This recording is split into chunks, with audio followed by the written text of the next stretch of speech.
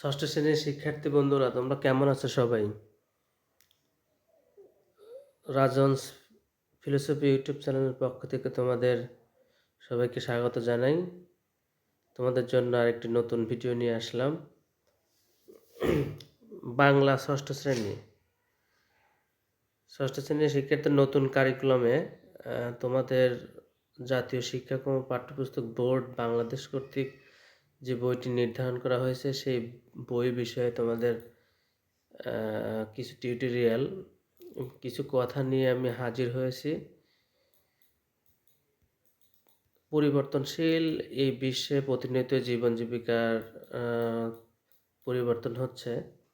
এই জন্য আমাদের কারিকুলামও কিছুটা পরিবর্তন হয়েছে এবং অভিযোজনে সক্ষম ও বৈশ্বিক নাগরিক হিসেবে গড়ে তোলার লক্ষ্যেই বর্তমান সরকার এই কারিকুলাম প্রণয়ন করেছেন। চলো আমরা কিছু কারিকুলাম এবং এই বইটি কেন করা হয়েছে সে বিষয়ে কিছু দেখে আসি। বইটি এমনভাবে তৈরি করা হয়েছে যাতে ষষ্ঠ শ্রেণীর শিক্ষার্থীরা পবিত্র বাংলা ভাষায় ভালোভাবে যোগাযোগ করতে শেখে। বিষয়টি মাথায় রেখে পাঠ্য বইয়ের বিন্যাস ঠিক করা হয়েছে এবং পাঠ নির্বাচন করা হয়েছে শিক্ষার্থীরা যাতে নিজেরাই নিজেদের ভাষা দক্ষতা বাড়াতে পারে, সেজন্য কিছু কৌশল ও কাজ যোগ করা হয়েছে। এ বইয়ের মাধ্যমে মানসম্মত ভাষা শেখার পাশাপাশি শিক্ষার্থীরা বাংলা ভাষার প্রধান লেখকদের লেখার সঙ্গেও পরিচিত হতে পারবে। শিক্ষার্থীদের সঙ্গে পাঠের সংযোগ ঘনিষ্ঠ করতে ভাষা ব্যবহারে কথোপকথনের ভঙ্গি ব্যবহার করা হলো। পুরো বইটি প্রমিত ভাষায় রচিত, এজন্য বাছাই করা পাঠের মধ্যে প্রয়োজনে কিছু শব্দরূপের পরিবর্তন করা হয়েছে। শিক্ষার্থীদের মোট 7টি দক্ষতা বাড়ানোর দিকে নজর রেখে পাঠ্যবইটি রচিত।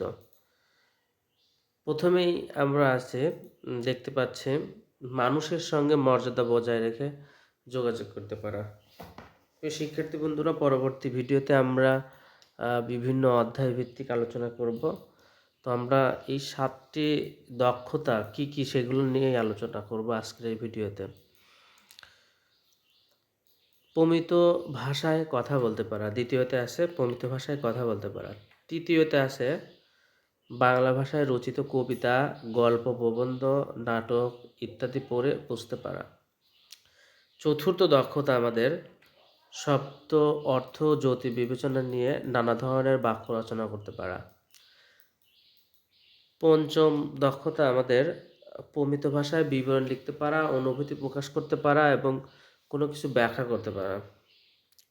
ষষ্ঠতে আমাদের রয়েছে কবিতা, গল্প, প্রবন্ধ, নাটক রচনার মধ্যে দিয়ে নিজের কল্পনা ও অনুভূতিকে প্রকাশ করার চেষ্টা করা এবং কোনো কিছু বোঝার জন্য প্রশ্ন করতে পারা, তা নিয়ে মত প্রকাশ করতে পারা এবং সেই বিষয়ের উপর আলোচনা করতে পারা। বইটি অভিজ্ঞতা ভিত্তিক শিক্ষা কার্যক্রমের অংশ হিসেবে তৈরি করা হয়েছে। আমরা আশা করি এই কার্যক্রমের মধ্যে দিয়ে শিক্ষার্থীরা তাদের 7টি দক্ষতা অর্জন করতে সক্ষম হবে।